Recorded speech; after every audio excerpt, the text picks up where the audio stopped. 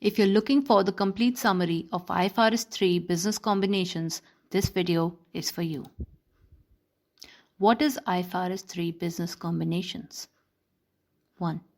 IFRS 3 business combinations deals with accounting for business combinations such as acquisitions and or mergers. 2. The acquisition method is used for such combinations. 3. This method involves measuring the assets acquired and liabilities assumed at their fair values as of the acquisition date. What is a business combination? A business combination, as defined in IFRS 3, is a transaction or event where an acquirer gains control over one or more businesses. The key word here is acquirer, control, and business. 2. This includes transactions commonly known as true mergers or mergers of equals. Definitions of business as per IFRS 3.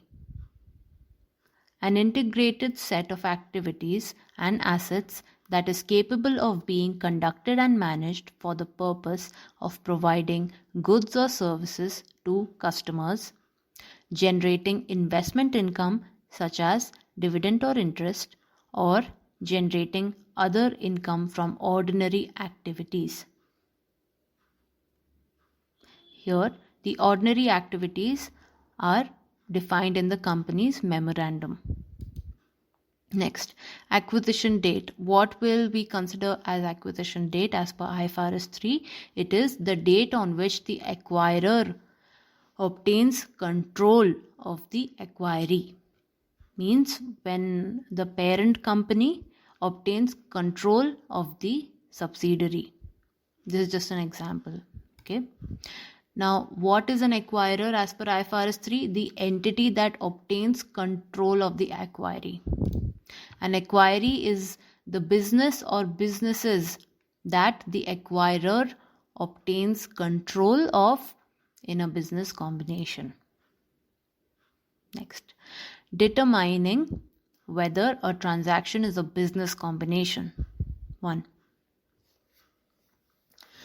IFRS 3 provides guidance for determining if a transaction qualifies as a business combination. Business combinations can happen through various means, including cash transfer, incurring liabilities, issuing equity instruments, or contract a loan.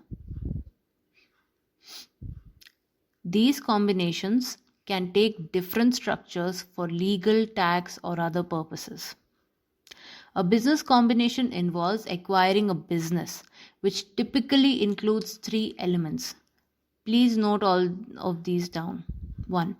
Inputs, economic resources, processes, system standard protocol, and outputs, results of applying processes to inputs.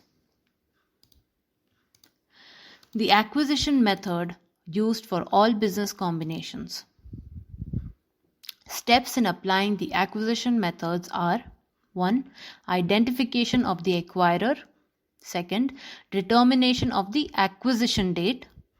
3.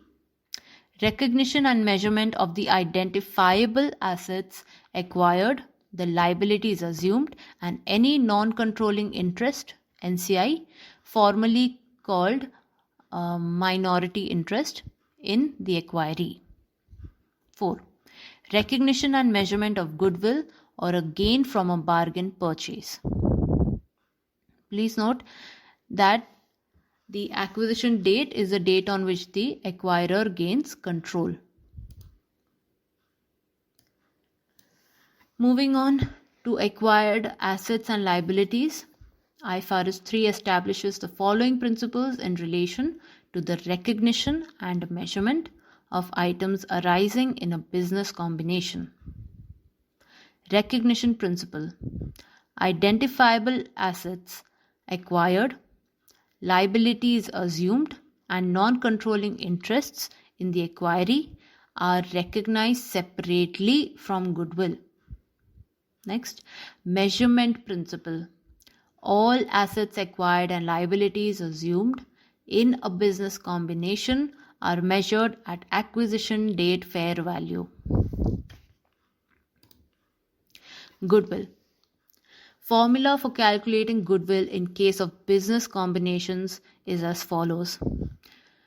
This is the official formula given by ACCA, so make sure that you do not get misguided by other books and publications. Alright, so the formula for goodwill is consideration transferred, means whatever we are paying to the subsidiary, plus amount of non-controlling interests, plus fair value of previous equity interests, less net assets recognized. Choice in the measurement of non-controlling interests. NCI. IFRS 3 allows an accounting policy choice available on a transaction-by-transaction basis to measure non-controlling interests, either at 1. Fair value, sometimes called the full goodwill method, or the NCI's proportionate share of net assets of the acquiree. Acquisition costs. 1. Costs relating to issuing debt or equity instruments are accounted for under IAS 32, IAS 39 or IFRS 9 for financial instruments. 2. All other costs linked to an acquisition must be expensed. 3. These costs include finder's fees, professional fees, legal, accounting advisory, administrative fees, and internal acquisition department costs. Lastly, reimbursements to the acquiree for bearing some acquisition costs are also expensed. Disclosure of information about current business combinations. 1. Name and description of the acquiree. 2. The acquisition date. 3. Percentage of voting equity interests acquired. 4. Primary reasons for the business combination and a description of how the acquirer obtained control of the acquiree. 5. Description of the factors that made up the goodwill recognized. 6. Qualitative description of the factors that make up the goodwill recognized, such as expected synergies from combining operations, intangible assets that do not qualify for separate recognition. 7. Acquisition date fair value of the total consideration transferred, and the acquisition date fair value of each major class of consideration. 8. Details of contingent consideration arrangements and indemnification assets. 9. Details of acquired receivables. 10. The amounts recognized as of the acquisition date for each major class of assets acquired and liabilities assumed. 11. Details of contingent liabilities recognized. 12. Total amount of goodwill that is expected to be deducted for tax purposes. 13.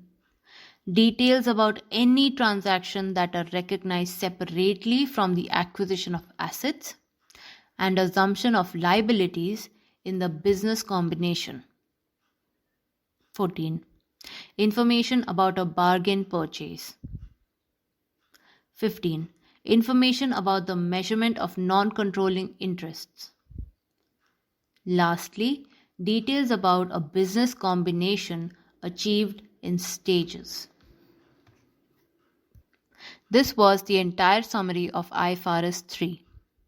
Subscribe to Mango Accounting for your daily dose of accountancy.